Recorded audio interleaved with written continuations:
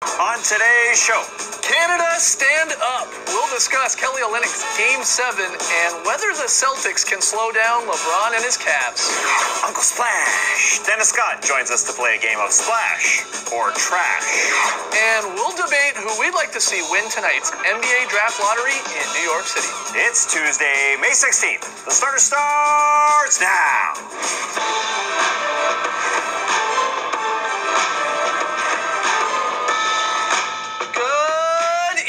Sweet world, and welcome to The Starters, presented by Jack Daniels Tennessee Honey. Whether you're listening to the podcast, joining us live on NBA TV, or a little bit later on YouTube, we're very happy to have you. I'm Jay Skeets, and alongside me, as always, that's Tass Mellis. You can call me, I can't get through this, Uncle Tash. To his right, it's the international man of mystery, taking it to the max, Lee Ellis. Friend. Lily, and last, certainly not least, over yonder, with the bearded one, Trey Kirby. Hey-yo! TK, what's up, man? Well, I'm here at the internet looking for your best tweets at #TheStarters, and tonight is the NBA Draft Lottery, but if you watched yesterday's show, then you already know who's going to win, because we set up 100 solo cups with odds based on the teams getting the number one pick, and after a couple of botched attempts, I finally sunk a ping pong ball in the solo cup with a little dainty flip, thereby winning the Draft Lottery for the Orlando Magic. You're welcome. But the real thing goes down tonight at 8 p.m. Eastern on ESPN, and we already know which representatives teams will be sending to watch their balls. We got some players like Joel Embiid and Andrew Wiggins, some franchise legends like Magic Johnson and Walt Frazier, and of course your random executives and owners and coaches, that sort of thing. It's going to be fun, but it's not too crazy. And it brings us to today's question. Who do you want representing your team at the NBA Draft Lottery? Now, the Bulls aren't in this, so I am free to represent the Orlando Magic. I won in the lottery here on the show, so probably would be good to do in person, but I can't do it by myself. I need Lee Ellis right there with me behind, pointing me the right way, and if the Magic are truly fortunate, Lee's going to bring his lucky underwear, thereby ensuring they win the number one pick tonight. But we want to hear from you, so let us know on Twitter, who do you want representing your team at the Draft Lottery? Send us your best tweets to #TheStarters. We'll hear from you a little bit later. Yeah, get those tweets in. We found out today on the Twitter show that pair right there on that monitor are Lee's actual lucky underwear. Yeah, they are. I got married in those. Just those? A little more, but they didn't last the whole night, Tassie. You know what I mean? I do. We got a fun show for you tonight. Dennis Scott is going to join us live in studio to play a little Splash or Trash, and we'll look ahead, of course, to tonight's Game 2 of the Western Conference Finals between the Spurs and Warriors. But we start with a little 3-on-3. Trey's got 3 questions. We've got 3 answers. Hopefully we debate about some of them. Trey.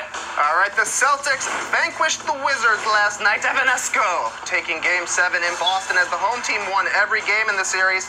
And while Isaiah Thomas and Al Horford were great, it was Kelly Olynyk who was the standout Celtic, going for a season-high 26 on 10 of 14 shooting. Guys, what was the biggest takeaway from Game 7? The Wizards picked the worst night to have their season low of bench points with 5 total. On the entire season, that was their low.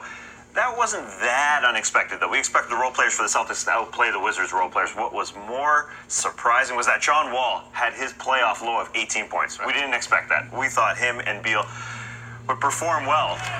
John Wall doesn't seem like he can have a bad game in this postseason. It always seemed like when he had a mediocre game, he always rose to the occasion in this postseason. It was odd to see John Wall sort of out of sorts, especially in the 4th Q where he missed his last 9 shots, I believe. It just wasn't a John Wall type performance. Tough to be too critical of him, though, because if it's not for John Wall, there's no Game 7 in the first place. For sure. They're probably not even in the second round as well. So he had an incredible playoff series, and it was like Wall, played better as the series sort of started, then felt towards the end. Beal was bad to start and then rose He got it going, yeah. But that's the thing. When you play 13 games like they have, you're bound to have a bad game. And just for John Wall, it came on the road. The Wizards were right in that game, but they just couldn't quite get over the edge. And, you've got to give the Celtics credit, especially Kelly Olynyk. Yeah, absolutely. Who had Kelly Olynyk scoring 26 points in Game 7 of the second round? Not many people. 10 of 14, 14 coming in the 4th quarter. I think not even just Kelly. The other role players with the Celtics, Jaylen Brown gave the Celtics some great minutes in this game, some great energy. Marcus Smart,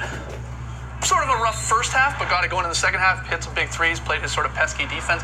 So along with those guys, and then of course your Isaiah and Al Horford as your rocks, that was sort of enough. It was a cumulative effort. But you're right, back to the Wizards bench. The weird thing, they picked a wrong time to score only 5 points off the bench, but this was also the Wizards all season long. They started the year with a pretty rough bench, and they ended the season with a pretty rough bench. You know, Jan Mahimi came in there, he gave them nothing. He shouldn't have not probably been playing in that game.